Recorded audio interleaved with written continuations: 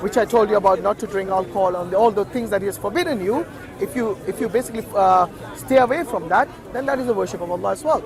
So basically, to lead your life as a good Muslim, as someone as a good mu'min, someone who believes in one God, His messenger, His angels, His books, yes, respects the neighbors, respects the society, doesn't do anything that harms other people, yes. This is what, giving the right to the parents, right to the children, the right to your body, for example. These things, all this constitute to, so you submitting to God is what this all is about, yes. And like I said, submission doesn't just mean you fall on your forehead on the ground and prostrate to God all day. No, that is not something that Allah or the Rasul expects of us. Yes, we have to lead a holistic life in which we do not disobey Allah and His Messenger. I think that's where I am at the minute. I believe in Islam, but I'm not ready to submit. Yeah.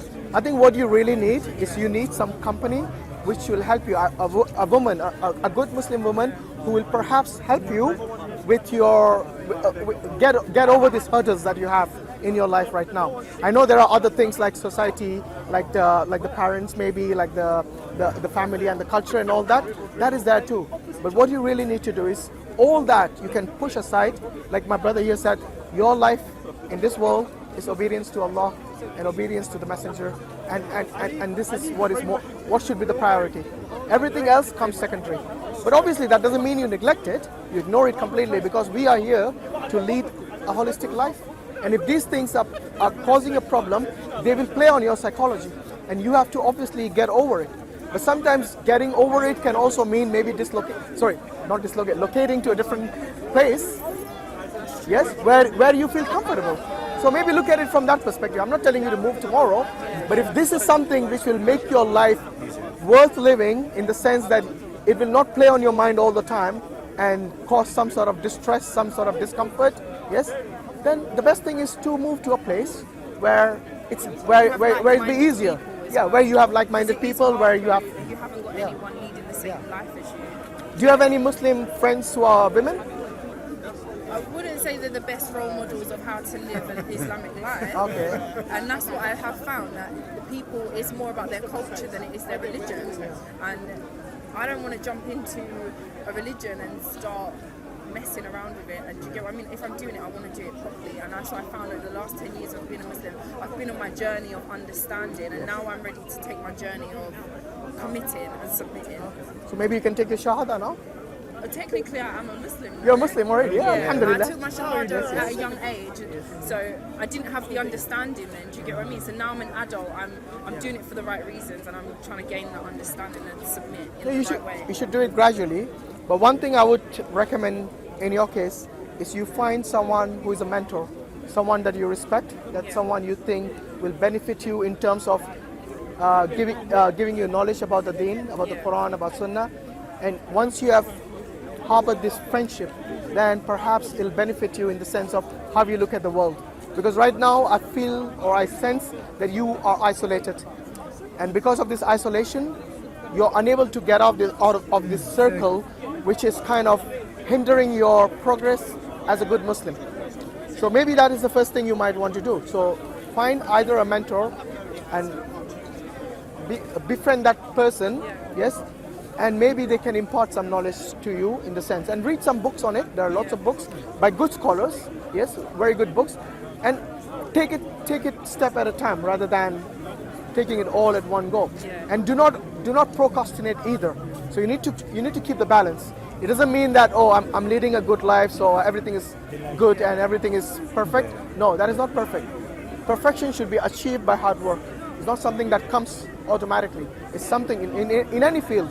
Whether you go to the Olympics, you don't just reach like that, yeah? You need to work hard for it, yes? Whether you be in your career as well, if you want to become someone of a high-grade employee, then you also work hard for it. Same thing in Islam, yes? And that's why I said you will be judged based on your righteousness. And this righteousness is work, is actual action, not just cramming books of knowledge, because many people do this, yes? Because this is something that is very important. You have faith, you have knowledge, but then that should be it should be along with the work that you put in. So it's not just praying and just reading the Quran only, but to act upon it as well. Just one, you said you weren't ready to submit. Yeah. What made you say that?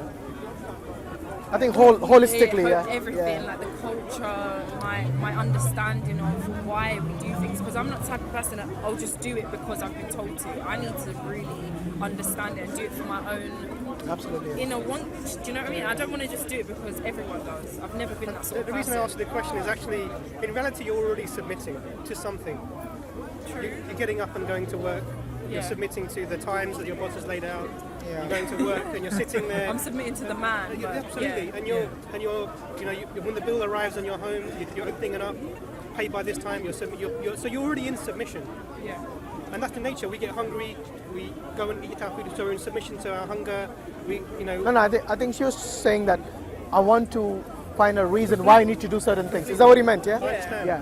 So it's not just submitting. It's a reason behind it. I think. Yeah. I think what the situation is that you've got to again take the bigger picture. We need to who are we submitting to? We need to submit to the Creator, and that's really the picture. This is what all the prophets are saying to you. So, in a way, you are submitting to a certain extent because of God has placed in you physical limitations, and we are bound by those. So we are submission to those. But what's required from you is the voluntary submission of yourself to God's way of living on the earth. It's not easy. Yeah, it's not. But that's what truth does to you. If you know something is true, it compels you. I think it's taken me about 10 years to actually realise in my heart that this is the right route. Because when I did convert, it wasn't for the right reasons. So it's taken me a long time to actually get back to this place. And I feel like, in a way, I know it might sound a bit weird, but I feel like Allah is wanting me to submit. He brought me a Muslim man into my life. So I think this is the direction I should be going, definitely. But as you said, it's about understanding it for myself and reading and finding it's understanding, reading, and then practicing it. Quite important, because many times we just read and we just stop there. Yeah. We need to put that into practice, because the Quran, the whole idea of the Quran is not just to read it, but to put that into practice in your life. Yeah. And this is what the Prophet Muhammad ﷺ is basically the walking Quran. He used to practice what he preached. And this is, for every individual, you need to do this in order for you to gain that reward and that acknowledgement, in your deen as a Muslim. Because if you're going to do everything half-heartedly, then it is not something that you're going to succeed in. The same thing goes with your career. If you're going to do your work, I just go from 9 to 5 and that's it, I don't care about how much effort I put into work. The people who are in charge, they will notice this and they will fire you one day, because they know that you're not here for the reason that you have been employed.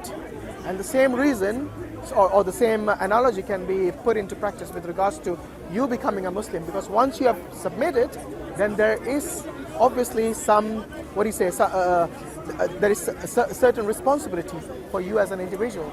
Yes, and that's what I'm saying. Take it step at a time, because when you have your birthday or whatever, when you bake a cake, you don't eat it all in one go. You eat it piece by piece. Yes, yeah. Well, if you do, you know what the consequences. Yes? Exactly. So you don't want to fall sick, and I mean in this case spiritually sick. Yeah. So you want to take it step at a time, but do it. That's very important for you to do it. Do not go about. Look, if you're going to live your life based on what other people think and what other people do and what other people say about you, whether in front of you or behind you, your life is never going to progress anyway. Sometimes you just have to ignore all those negative things and take the step forward towards the positive things, which you can spend time. So for example, if somebody is always telling you bad things, not all the negative things, why befriend that person? Yes, move away from that person and go to a person who tells you good things, who keeps good relationships for you. If someone is always talking behind other people and always basically backbiting other people, and they come, how do you know that person is not backbiting about you to other people as well? So I would distance myself from such kind of people, because backbiting is one of the major sins in Islam, and that goes to both men and women. It says in the Quran is akin to basically eating the flesh of your brother, literally being cannibalizing your brothers. Yes, to that extent, because gossip is gossiping behind someone's back. It doesn't mean that some people will say, oh, but it is true. What I told about that person is true. But that is not what gossiping is. Gossiping is basically, it is true, but if you told in front of that person will be hurt and he will feel bad. That is what gossiping is all about. Yes, backbiting. And this is what it is. If you're telling something which is not true, then that is basically it's a slander, And the slander is obviously wrong, but then backbiting is also wrong. So, and the same goes with anything that harms other people. You see, this is harming by words. You're not even by action, and that is something prohibited in Islam as well.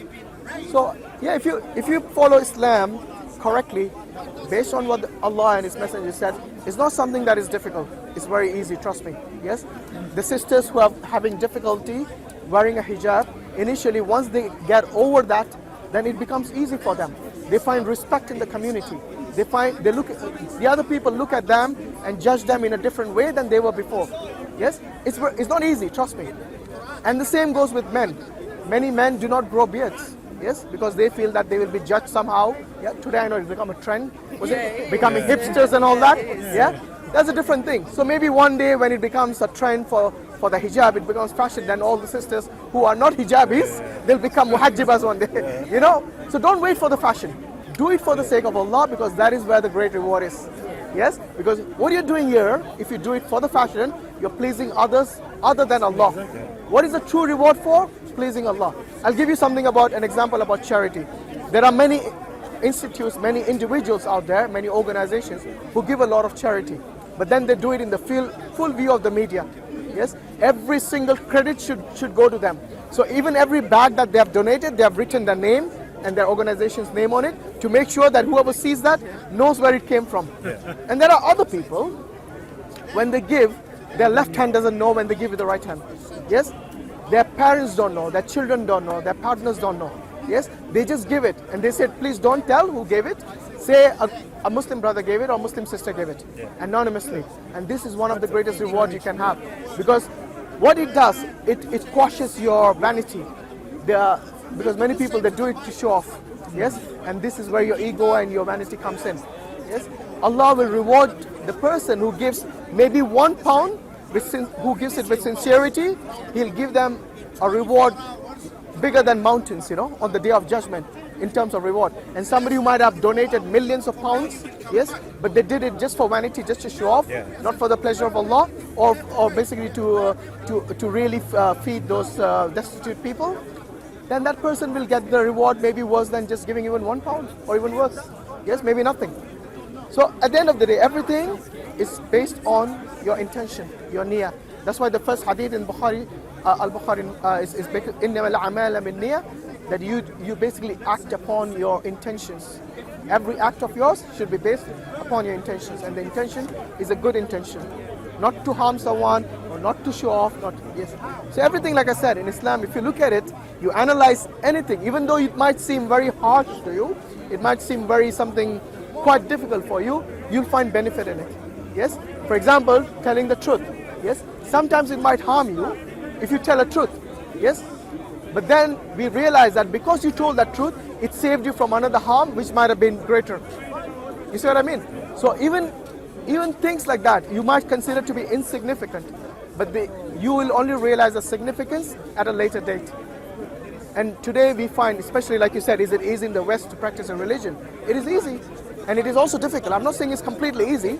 Yes, because I think there's a hadith, a Sahih hadith, a narration where he said that there will come a time when obeying and abiding by your faith, it is as if you have handled a hot charcoal in your hand. It'll become as difficult as that. So that's why we have to balance our life, and try our best, to the best of our abilities, to worship and obey Allah and His Messenger. And this will, inshallah, on the day of judgment, on the day of Qiyamah, Allah will judge you based on your ability. Because Allah says also in the Quran, He doesn't test you beyond your scope. Yes? And this is something which is true in any situation. If something that is beyond you, yes, don't try to do it, because Allah will not judge you based on that. Yes? So inshallah, try your best, both of you. It's very nice speaking to you. What's your name, brother? Ali. Ali? Nice meeting you. Hashim. Yes. This will be on YouTube. So if you guys want to watch it, inshallah, watch it, and maybe you can. I said to him, no, my luck, I'll end up on all the videos today. You guys are from London, aren't you? Yeah. So if you got any questions, like if you can't find in your local masjid or local mosque, you're more than welcome to come here. There are brothers more knowledgeable than me. MashaAllah, my brother Dr. Imran here, and other brothers, alhamdulillah. And we'll be more than glad to answer your questions. Yes? So try your What I best. said was really important, which was the Prophet said that if you want to see a person what you're like, look at your friends. So Yeah, my mum always said that. having the right people around you, Yeah. like I said, really important. It rubs So, on you. Yeah. So find a good sister you can talk to, get information from. Otherwise, brothers are here. Come and ask us. Thank you. Good company, inshallah. Thank you. All right, assalamu alaikum. Take care, inshallah.